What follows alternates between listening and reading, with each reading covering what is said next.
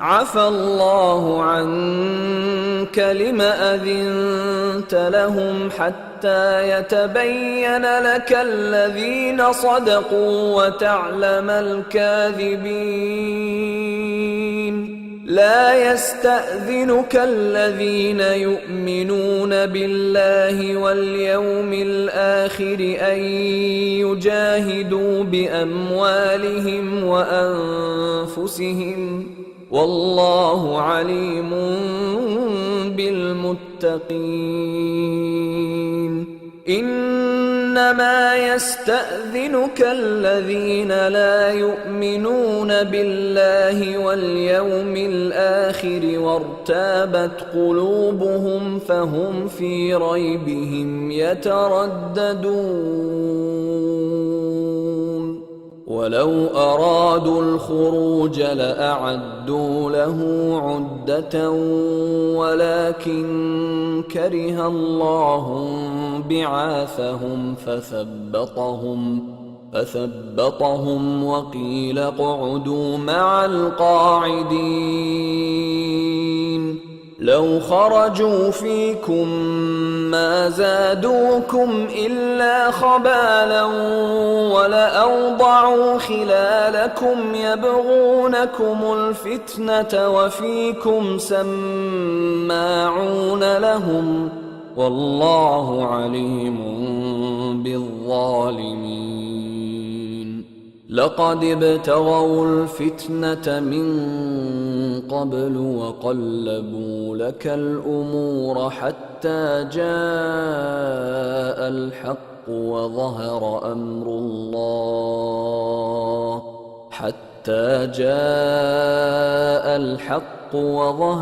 أمر الله وهم كارهون. ومنهم من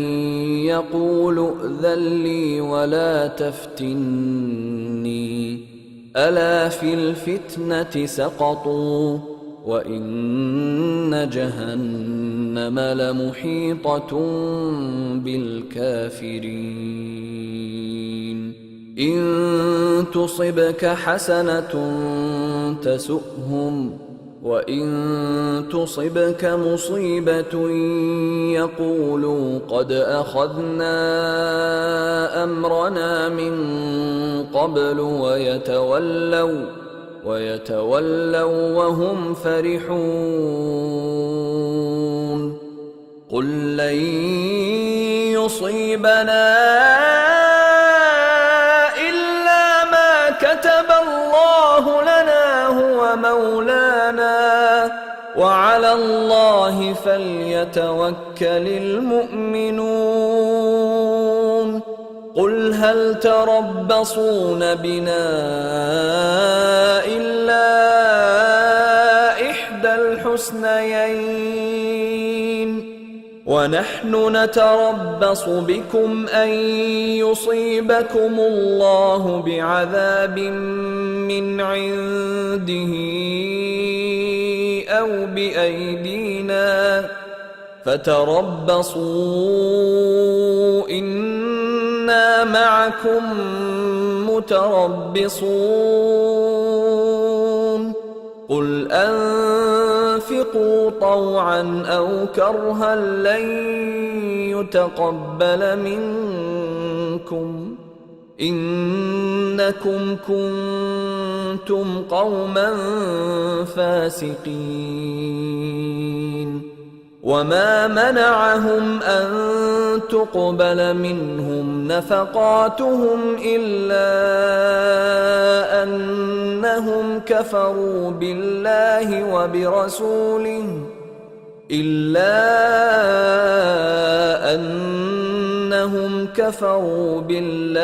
وبرسوله ولا يأتون الصلاة إلا وهم كسالى ولا ينفقون إلا وهم كارهون.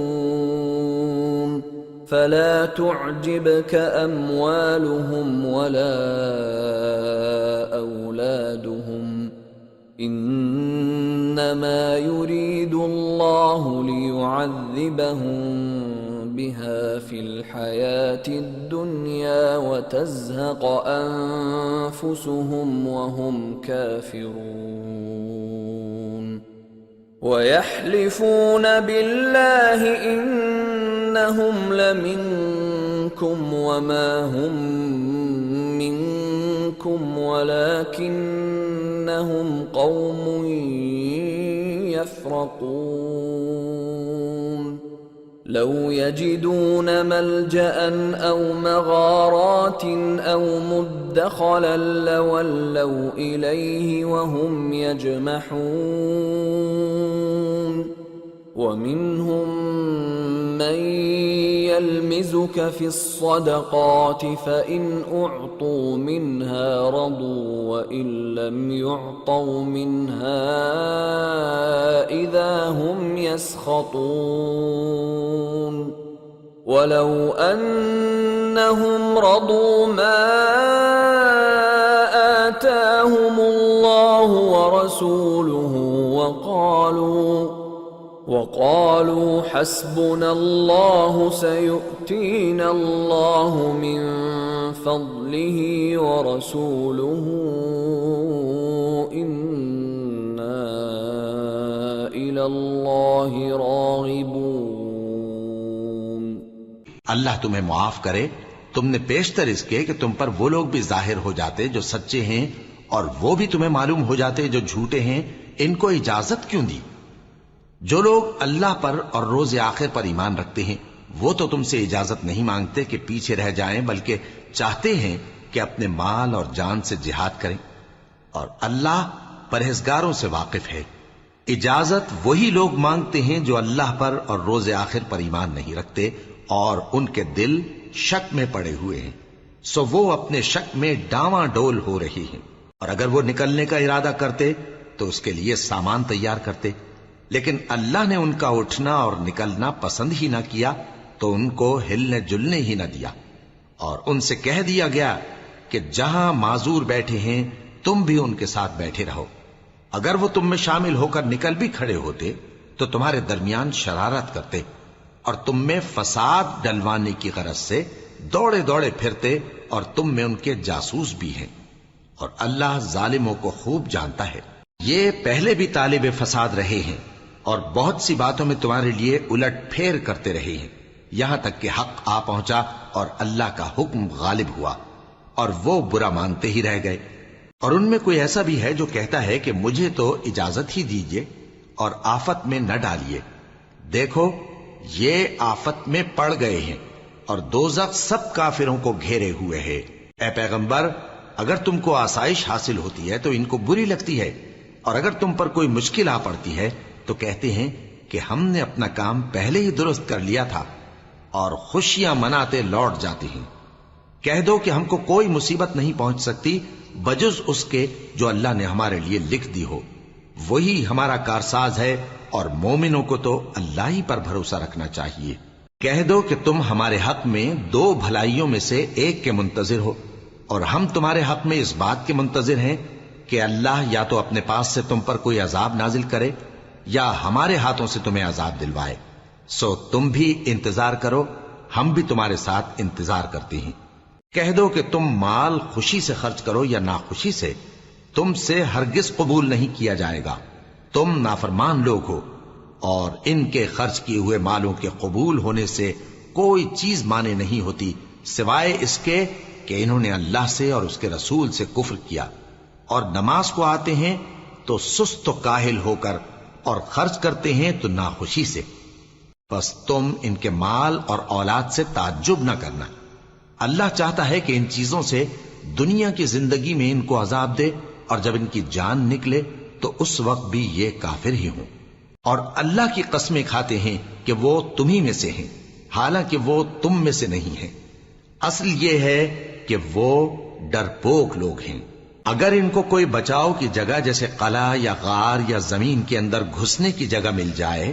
تو اسی طرف رسیاں توڑاتے ہوئے بھاگ جائیں، اور ان میں بعض ایسے بھی ہیں کہ تقسیم صدقات میں تم پر تانا زنی کرتے ہیں۔ اب اگر ان کو اس میں سے خاطر خواہ مل جائے تو خوش رہیں، اور اگر اس قدر نہ ملے تو جھٹ خفا ہو جائیں۔ اور اگر وہ اس پر خوش رہتے جو اللہ اور اس کے رسول نے ان کو دیا تھا، اور کہتے کہ ہمیں اللہ کافی ہے، اور اللہ اپنے فضل سے اور اس کے پیغمبر اپنی مہربانی سے ہمیں پھر دے دیں گے، اور ہمیں تو اللہ ہی کی رضا مطلوب ہے، تو ان کے حق میں بہتر ہوتا